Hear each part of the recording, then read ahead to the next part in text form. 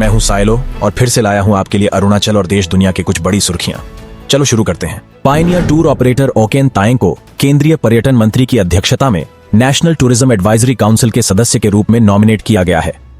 NTSC पर्यटन मंत्रालय के थिंक टैंक के रूप में कार्य करता है और सरकार को पर्यटन से संबंधित विभिन्न नीतिगत मामलों पर सलाह देता है। किरोरीमल कॉलेज दिल्ली विश्वविद्यालय के पूर्व छात्र तायंग देश के लीडिंग टूर ऑपरेटरों में से एक एबर कंट्री ट्रेवल्स एंड एक्सपीडिशन के संस्थापक हैं।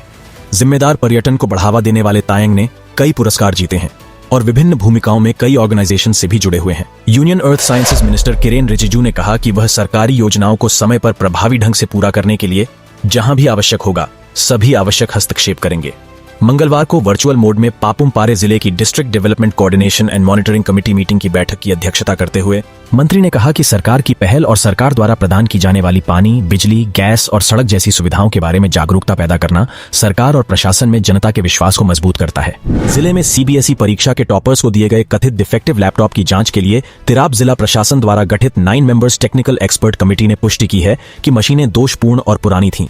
इस सीबीएसई द्वारा आयोजित क्लास 10 और 12 की परीक्षा में अच्छा प्रदर्शन करने वाले 18 ब्राइट स्टूडेंट्स को 20 जून को एक कार्यक्रम के दौरान जिले में शिक्षा विभाग द्वारा फ्री लैपटॉप दिए गए थे। लैपटॉप सेकेंडरी एजुकेशन डायरेक्टोरेट द्वारा लागू 2021-22 सेशन के जिला एकेडमिक टॉपर्स पुरस्कार के रूप में दिए गए थे। हालांकि 8 छात्रों ने यह आरोप लगाते हुए अपने लैपटॉप लौटा दिए कि मशीनें पुरानी थीं और तकनीकी खराबी के कारण उनका उपयोग नहीं किया जा सकता था। ईस्ट सियांग डीसी ताई तग्गू ने जीबी, पंचायत सदस्यों और संबंधित अधिकारियों को प्रधानमंत्री आवास योजना ग्रामीण के तहत कार्यों की प्रगति की निगरानी करने का निर्देश दिया ताकि यह सुनिश्चित किया जा सके कि वे समय पर पूरे हो जाएं। मंगलवार को रुकसिन और बिलाट सीडी ब्लॉक के लिए पीएमएवाईजी पर अवेयरनेस कम मोबिलाइजेशन बैठक की अध्यक्षता करते हुए डीसी ने बेनिफिशियरीज के साथ साथ संबंधित अधिकारियों से पीएमएवाई के तहत निर्माण कार्य पूरा न होने के लिए एक्सप्लेनेशन भी मांगा। ईटानगर कैपिटल रीजन के एबोरिजिनल ट्राइबल इनहैबिटेंट विलेजर्स ने मंगलवार को एक प्रेस कॉन्फ्रेंस में राज्य सरकार से ईटानगर रिजर्व फॉरेस्ट के अंतर्गत आने वाले सभी क्षेत्रों को डिनोटिफाई करने का आग्रह किया। मीडिया को संबोधित करते हुए एबोरिजिनल ट्राइबल इनहैबिटेंट विलेजर्स के महासचिव नेरा तेची ने ईटानगर वाइल्ड लाइफ सैंक्चुअरी के सरकार के मैप का रेफरेंस दिया और मांग की कि सरकार वाइल्ड लाइफ सैंक्चुअरी के डी रिजर्व के प्रस्ताव पर तुरंत पुनर्विचार करे और IWLS को आरक्षित न करे। तेची ने कहा कि अगर उनकी मांग पूरी नहीं हुई तो संगठन लोकतांत्रिक आंदोलन का रास्ता अपनाएगा। Arunachal Pradesh state biodiversity strategy and action plan तैयार करने के लिए सोमवार को यहां ईस्ट कामेंग जिले में एक जिला स्तरीय कंसल्टेशन प्रोग्राम आयोजित किया गया। यह डिस्ट्रिक्ट लेवल कंसल्टेशंस की एक श्रृंखला का हिस्सा था जो 10 मार्च को लोअर सुबनसिरी मुख्यालय 0 में शुरू हुआ था। यहां कंसल्टेशन का संचालन WWF इंडिया द्वारा किया गया, जिसका नेतृत्व डॉक्टर प्रिया गुप्ता और रंजू दोदुम ने किया। गवर्नर KT परनायक ने आपातानी समुदाय के ड्री त्योहार के अवसर पर राज्य के लोगों को शुभकामनाएं दी हैं और आशा व्यक्त की है कि यह उत्सव सभी के लिए अच्छी फसल, शांति, समृद्धि और खुशी लाएगा।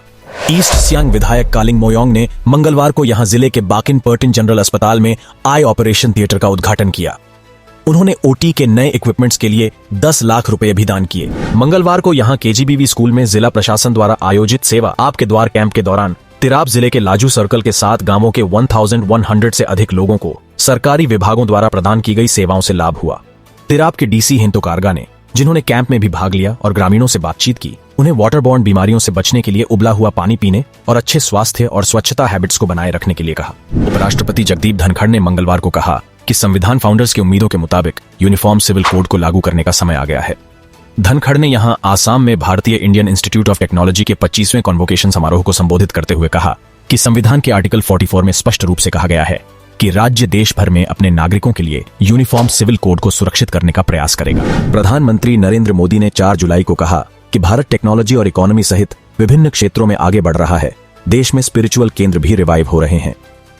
आंध्र प्रदेश के पुट्टपर्थी में प्रशांति निलयम में साई हीरा ग्लोबल कन्वेंशन सेंटर के उद्घाटन के दौरान अपने वर्चुअल संबोधन में श्री मोदी ने कहा कि दुनिया का रियल टाइम ऑनलाइन ट्रांजैक्शंस का 40% भारत में हो रहा है। बुलेट प्रूफ जैकेट पहने एक भारी हथियारों से लैस बंदूकधारी ने सोमवार रात फिलाडेल्फिया की सड़कों पर अंधाधुंध गोलीबारी की, जिसमें 5 लोगों की मौत हो गई और आत्मसमर्पण करने से पहले 2 लड़कों को घायल कर दिया।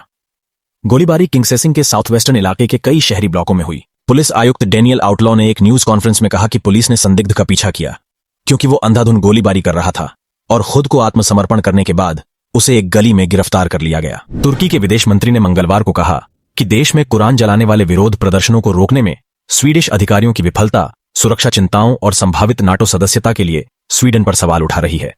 लेकिन हाकन फिदान ने कहा कि अगर स्टॉकहोम अपना होमवर्क पूरा करता है और तुर्की की चिंताओं को दूर करने के प्रयासों पर आगे बढ़ता है तो तुर्की अभी भी मिलिट्री अलायंस में स्वीडन की सदस्यता को मंजूरी देगा।